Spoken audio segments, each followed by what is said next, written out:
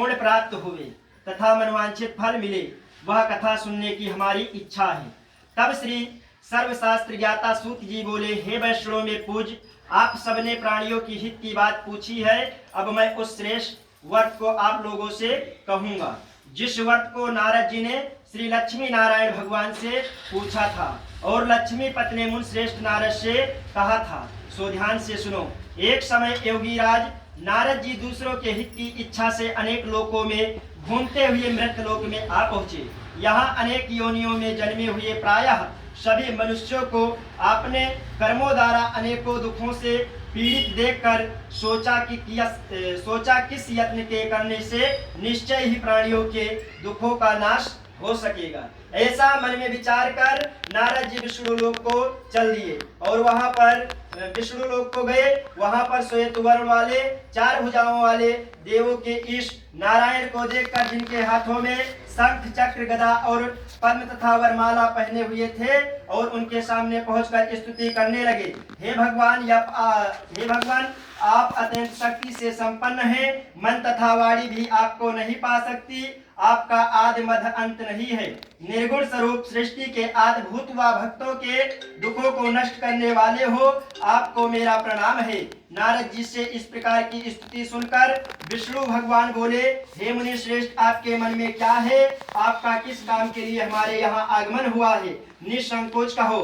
तब नारद मुनि बोले, मृत्युलोक में सब मनुष्य जो अनेक योनियों में पैदा हुए हैं, आपने अपने कर्मों के द्वारा अनेक प्रकार के दुखों से दुखी हो रहे हैं। हे नाथ, मुझ पर दया रखते हो तो बतलाइए कि उन मनुष्यों के सब दुख थोड़े से ही प्रयत्न से कैसे दूर हो सकते हैं। तब श्री भगवान विष्णु बोले, हे नारद, मनुष्यों की भलाई के लिए आपने बहुत अच्छी बात पूछी है।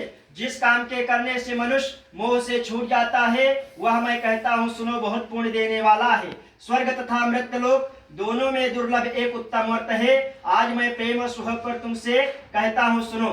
सत्यनारायण भगवान का यह व्रत अच्छी तरह विधि पूर्वक करके मनुष्य आयु पर्यंत यहाँ सुख भोग कर मरने को मोक्ष को प्राप्त होता है। श्री विष्णु भगवान के वचन सुनकर नारद मुनि बोले कि उस व्रत का फल क्या है तथा विधान क्या है, और यह व्रत किस दिन करना चाहिए, और यह व्रत किसने किया था और किस दिन करना चाहिए, विस्तार से कहिए।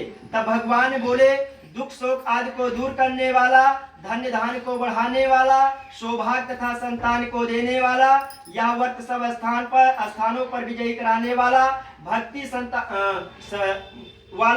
और श्रद्धा के साथ किसी भी दिन मनुष्य श्री सत्यनारायण भगवान की प्रातः काल के समय ब्राह्मण और बांधवों के साथ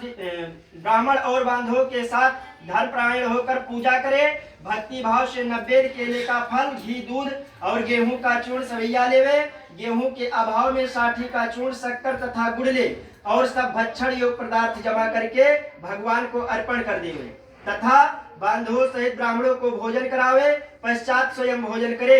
नृत्य गीत आदि का आचरण कर श्री सत्यनारायण भगवान का स्मरण करते हुए समय व्यतीत करे।